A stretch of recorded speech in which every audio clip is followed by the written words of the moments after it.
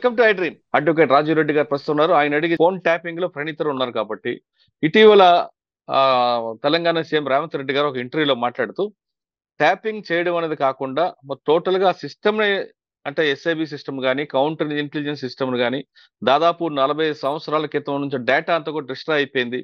చాలా serious matter అంటే నా కామెంట్ చేశారు. దాన్ని మనం ఏ విధంగా చూసుకోవచ్చు? ఇప్పటి వరకు ఎవరికి తెలియదు. ఇప్పటి వరకు ట్యాపింగ్ అనుకుంటున్నారు కానీ దాని కోణం రేవంత్ రెడ్డి గారు క్లియర్ గా చెప్పారు. ఏబిఎన్ రాధాకృష్ణకి ఇచ్చిన ఇంటర్వ్యూలో అనుకుంటా.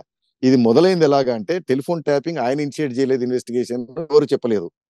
ప్రభుత్వం మారిన తర్వాత మారిన విషయం తెలిసి ప్రమాదం ముంచుకొస్తుందని తెలిసి ఈ ప్రణీత్ రావు అండ్ వీళ్ళ కొలీగ్స్ అందరూ అప్పటిదప్పుడు ఆఫీసులలో దూరి సీసీ కెమెరాలు డిస్ట్రాయ్ చేసి ఈ ఎక్విప్మెంట్ అంతా పగలగొట్టడము, కాల్ చేయడము, తీసుకెళ్లి మూసి నదిలో పారేశారు. అంటే ఇది ఎలాగో బయటకు వస్తే మేము ఇరుక్కుంటామన్న భయానికి ఈ పని చేశారు. అయితే రేవంత్ రెడ్డి గారు చెప్పిన దాని ప్రకారం ప్రభుత్వం మారిన తర్వాత కొత్త అధికారులు వేసిన తర్వాత వారు ఛార్జ్ తీసుకోవడానికి వెళ్ళినప్పుడు వాళ్ళు ఇన్వెంటరీ చెకింగ్ చేస్తున్నప్పుడు ఇవన్నీ మిస్సింగ్ ఉన్నాయి. లోపలిపై చెక్ చేస్తే డ్యామేజ్ అయి ఉన్నాయి. దాంతో వాళ్ళు ఫస్ట్ పంజగుట్ట పోలీస్ స్టేషన్ కి వచ్చి ప్రాపర్టీ డిస్ట్రక్షన్, ప్రాపర్టీ మిస్ అయ్యి కంప్లైంట్ పెట్టారు అని. దాని నుంచి మొదలైంది ఇది. ఇప్పుడు రేవంత్ రెడ్డి గారు ఇంకోటి కూడా చెప్పారు ఏంటంటే ఆ తొందరపడి వాళ్ళు కాపాడుకోవడం కోసం, ఎవరిని కాపాడడం కోసం చేసిన పని ఏమైందంటే గత 30-40 ఏళ్లుగా ఏదైతే డేటా సేకరించారో, ఇన్ఫర్మేషన్ సేకరించారో ఐఎస్ఐ గాని, ఉగ్రవాదులు, తీవ్రవాదులు, వారి మూవ్మెంట్స్, వారి కాంటాక్ట్స్, అది కంప్లీట్ గా దాదాపుగా డిస్ట్రాయ్ అయింది అనేది ఆయన చెప్పారు.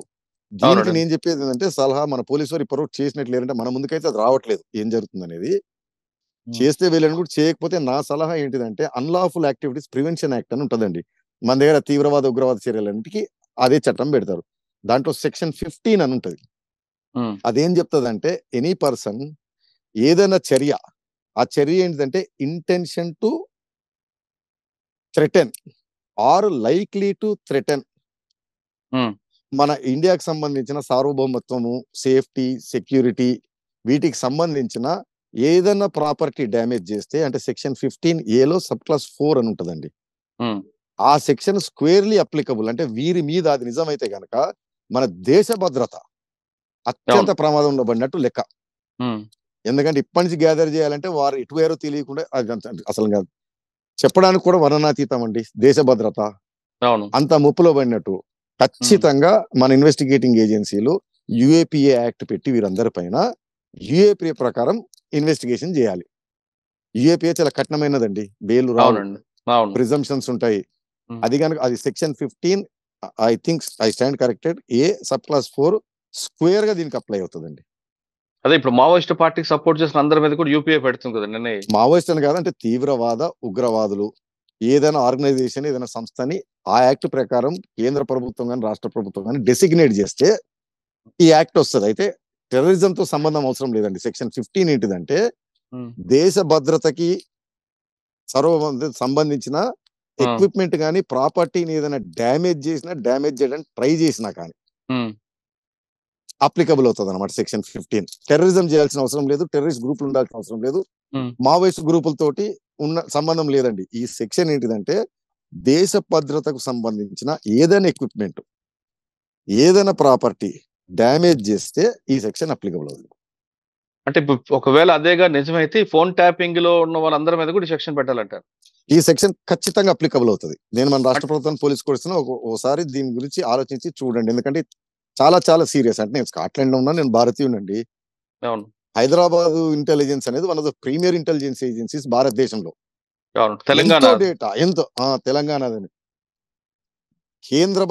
కేంద్ర ఇంటెలిజెన్స్ ఏజెన్సీలు, ఇతర రాష్ట్ర ఇంటెలిజెన్స్ ఏజెన్సీలు కూడా మన ఇంటెలిజెన్స్ ఇన్ఫర్మేషన్ పైన డిపెండ్ అవుతారు. కరెక్ట్. తెలంగాణ